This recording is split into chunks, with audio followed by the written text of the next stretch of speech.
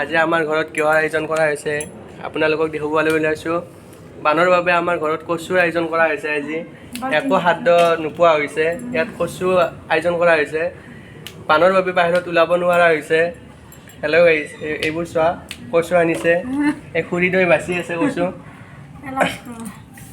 এয়া আমাৰ কচু, ক'লা কচু আৰু বগা কচু আছে। ইয়াত দুবিধ কচু আছে।